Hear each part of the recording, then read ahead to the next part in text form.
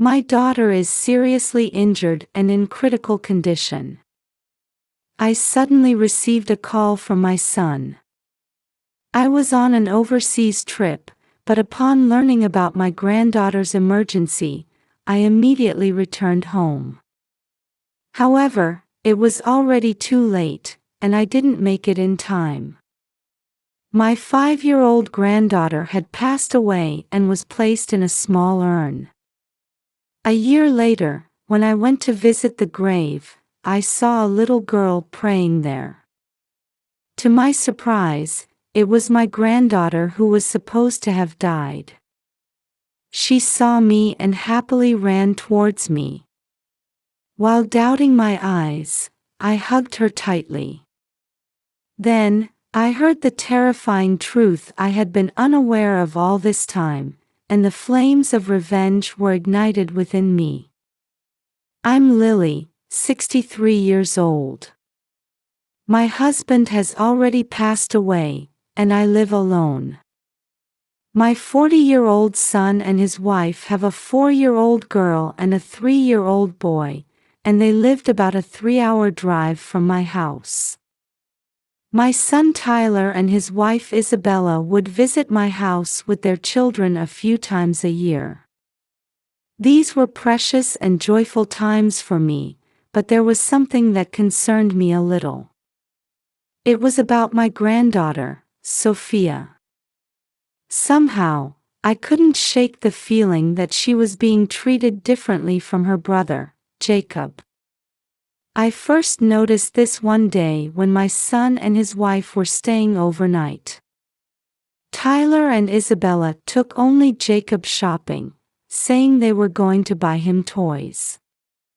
After they left, Sophia looked at me with her adorable eyes and said, "Grandma, I'm hungry." "Oh, I'm sorry I didn't notice. I'll make something for you right away." I grabbed a frying pan and made her some pancakes, which she had previously said were delicious. When I put them on a plate and added butter and syrup, Sophia beamed with a big smile. "Wow! It smells so good. Be careful not to burn yourself, sweetie." "Okay. Thank you, Grandma." As I cut the pancakes into bite-sized pieces for her, Sophia's eyes sparkled as she stuffed her mouth full. Watching her, I felt a sense of healing. Sophia said, "It's so fluffy and delicious," while gulping down her milk. Just then, I heard the front door open and heavy footsteps echoing. "Sophia. Why are you the only one eating? Give that to Jacob. I'm about to make some for him too, don't say things like that." As I was about to go to the kitchen, Tyler abruptly took the pancakes away from Sophia and fed them to Jacob. Seeing this, Sophia's face fell, and she hung her head dejectedly. Feeling sorry for Sophia, I once again said, "I'll make new ones for Jacob," but Tyler refused, saying, "There's no need for that. There's no need to take food away from her when she's still eating. Sophia doesn't eat much. Right? You're full, aren't you?" Sophia had just started eating the pancakes, so there was no way she could be full. I told Tyler this, but he didn't seem to be listening to me at all. "Mother-in-law, please don't worry about it. We're having trouble with Sophia always wanting food even though she hardly eats anything. It's just a waste to give her food." At that moment, I felt something odd about the cold look Isabella gave Sophia, despite her being her own daughter. Seeing Sophia's sad face, I thought she might be unable to speak up, so I argued with them that can't be true, but they wouldn't listen to me. Just then, I felt a tug on the hem of my apron. When I looked down, Sophia was signaling to me with her small hand, looking at me with an expression that seemed to want to say something. "I'm going to get some drinks. Sophia, would you like to help me?" She nodded, and when we went to the kitchen together, Sophia whispered, "It's okay, it always happens. I'm the big sister, so I give it to Jacob." With an unsettled feeling, I was arranging drinks on the table while Sophia was eagerly helping me. "Sophia, stop lying about being hungry when you're not. Now that you have a little brother, you need to act more like a big sister." As Sophia apologized with a dejected, "I'm sorry," after being scolded by her parents, my heart ached. And when I looked closely, I saw Sophia quietly rubbing her stomach. She must have still been hungry. Thinking that Sophia wouldn't tell me the truth if I asked her about the situation right there, I gently took her hand when we were alone. "If there's anything, you can tell me.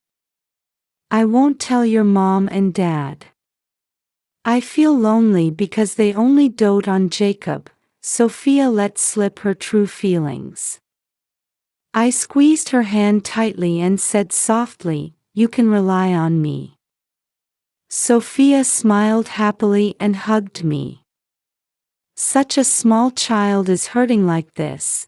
I have to do something about it." As I observed, I noticed that my son and his wife hardly spoke to Sophia, and she was playing by herself. In contrast, they doted excessively on Jacob. Thinking this couldn't continue, I sat down with them after the children had gone to sleep and had a serious talk. However, they remained adamant, saying, "That's just Sophia's imagination. We're raising them without favoritism. In the first place, it's only natural that things changed dramatically for her when her brother was born, after being treated like a princess until then. That's right. Sophia is the older sister, so she needs to be a little more patient."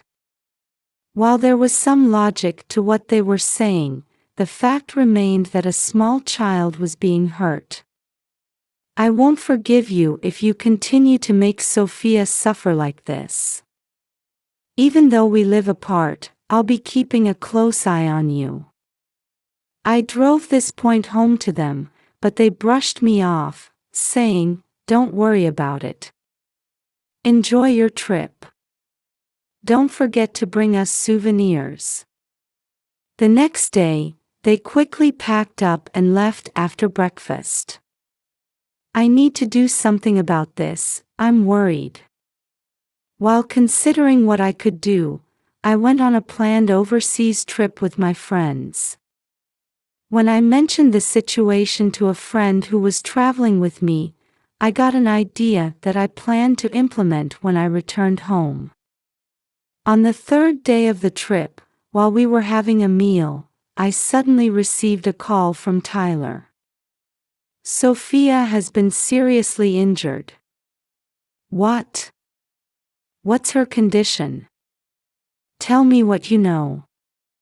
Apparently, Sophia had fallen from a jungle gym, hit her head hard, and was covered in blood. She was unconscious and had been taken to the emergency room, where they said her life was in danger. I couldn't sit still and told my friends about the situation, then booked a return flight ticket.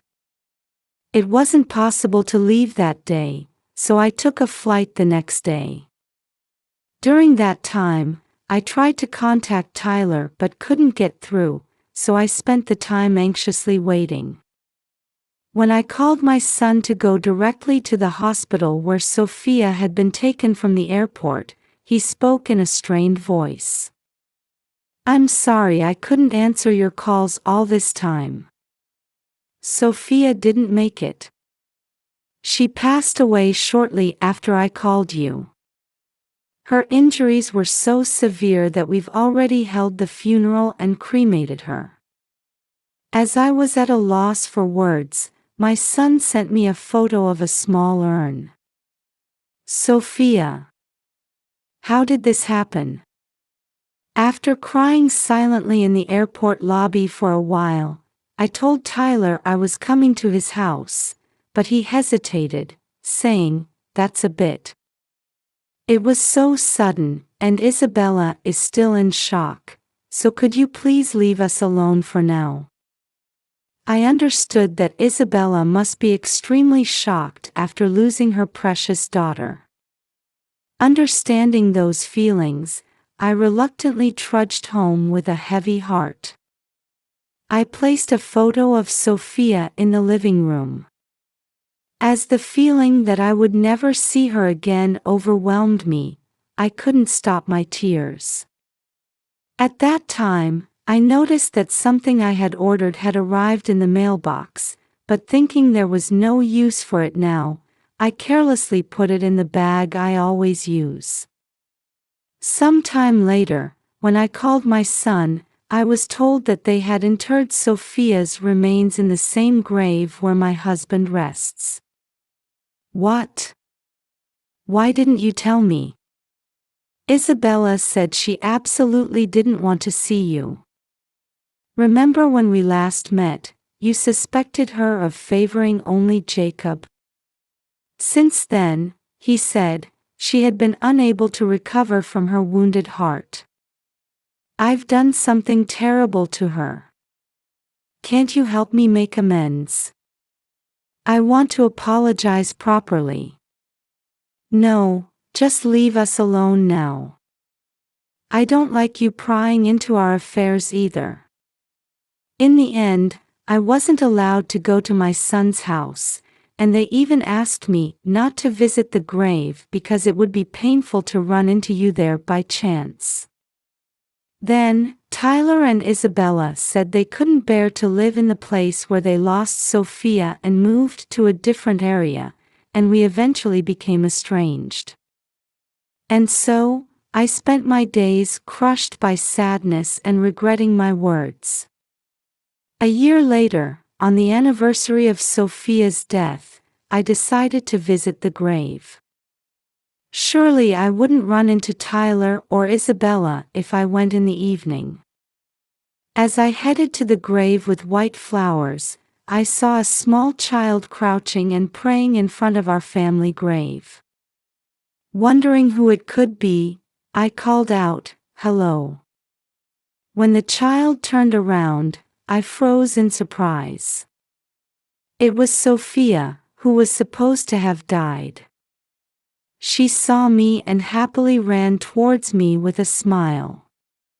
While doubting my eyes, I instinctively hugged her tightly, feeling her warm skin as my mind went into confusion. "Grandma, were you alive?" "Yes, of course." As I listened to Sophia say these strange things, a terrible truth came to light. When I checked the gravestone, Sophia's name wasn't engraved on it. What a cruel thing to do. I'll never forgive them. They'd better be prepared. Anger and a desire for revenge began to boil inside me. I remembered something I had been carrying around and set up a certain device, then parted ways with Sophia there. I will protect Sophia's smile no matter what.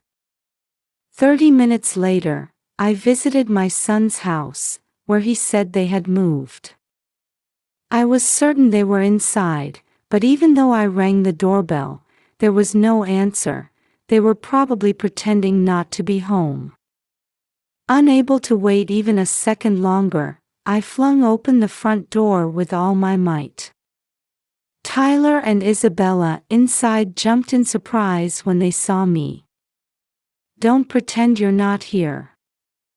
How did you open the front door?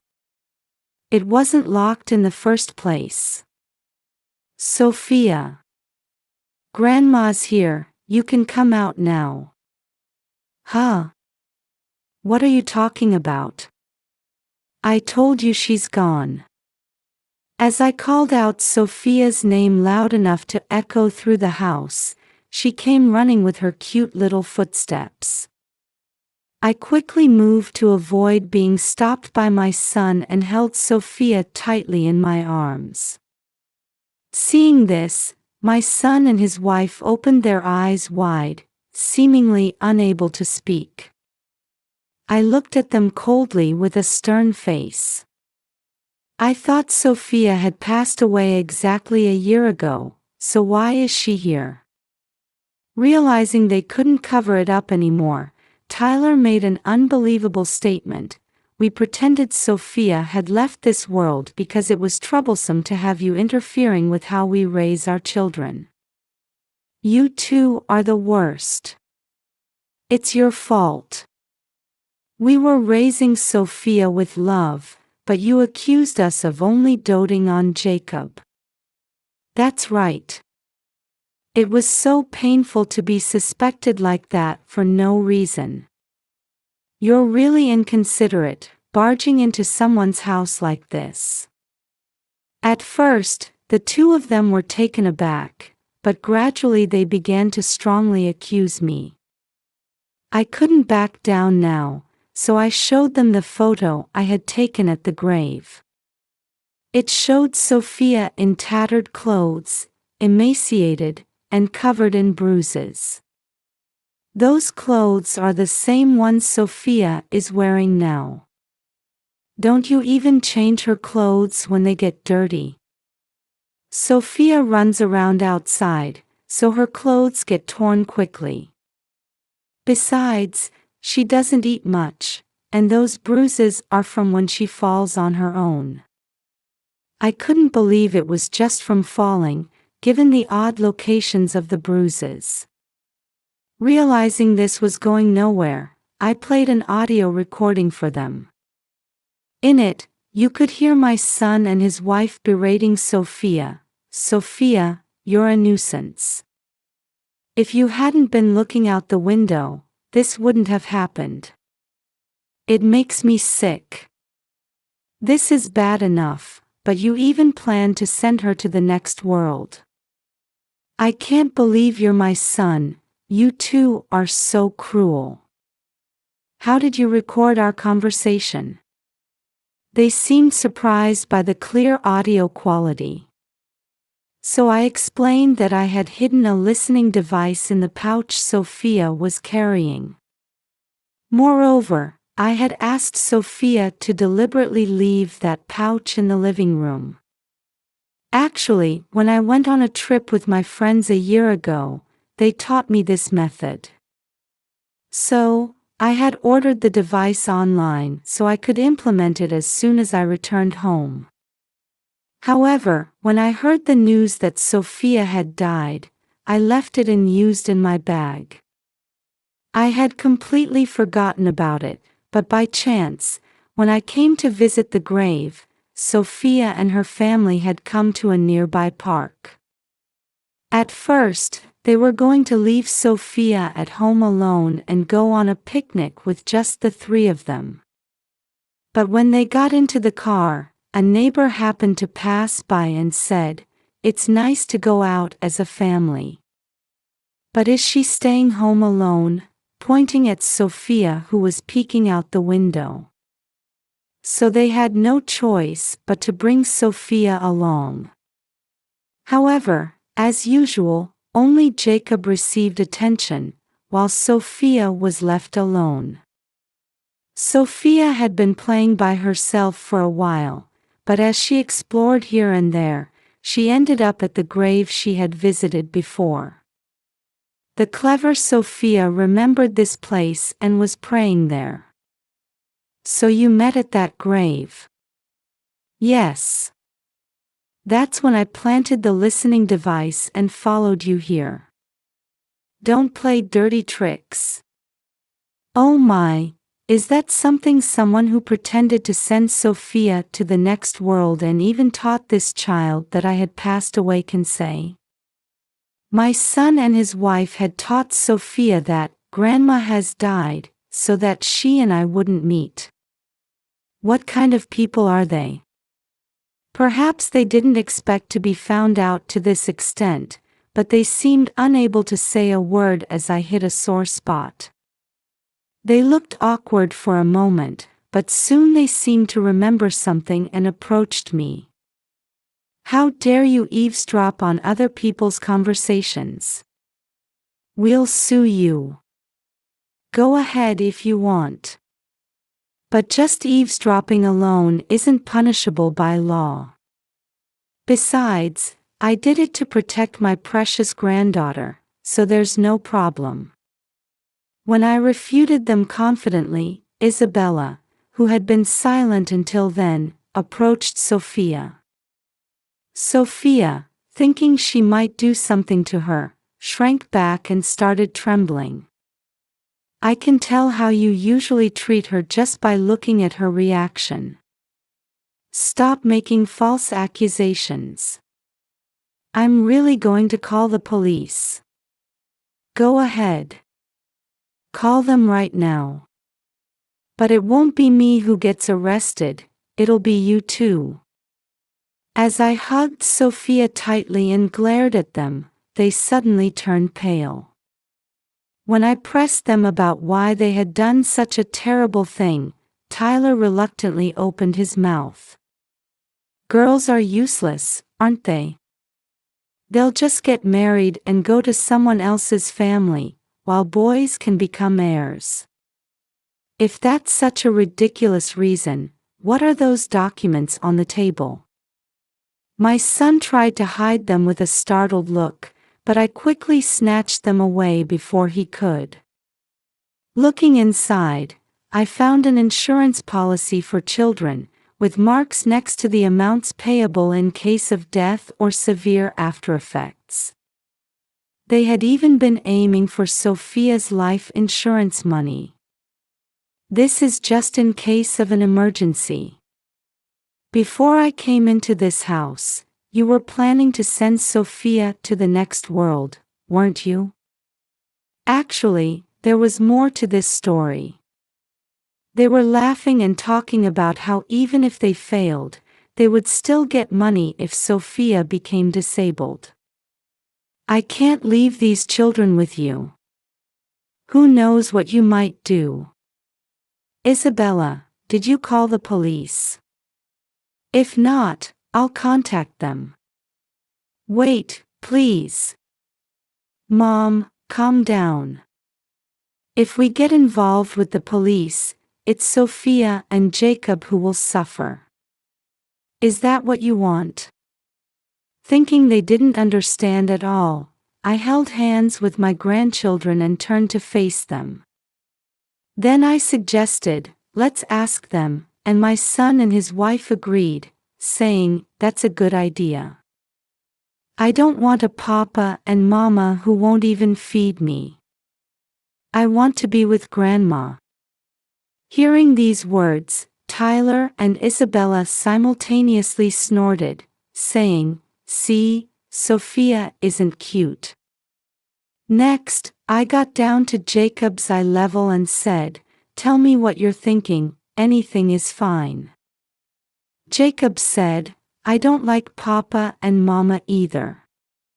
Because they're mean to Sophia. Tyler and Isabella looked dumbfounded. It was revealed that they had also occasionally given Jacob harsh punishments under the guise of discipline.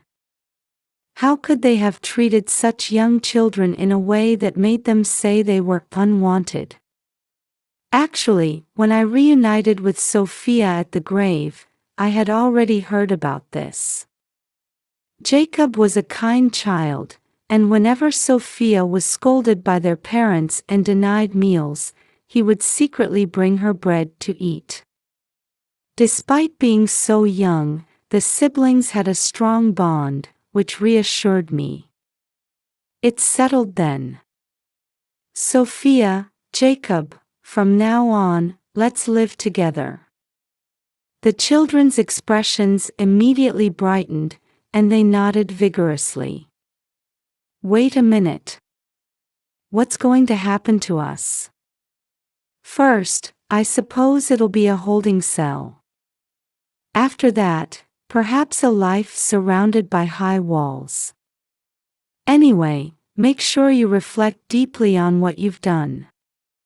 As I took the hands of my dear grandchildren and headed towards the front door, Tyler and Isabella bowed their heads repeatedly, begging for forgiveness. They would probably just repeat the same behavior again.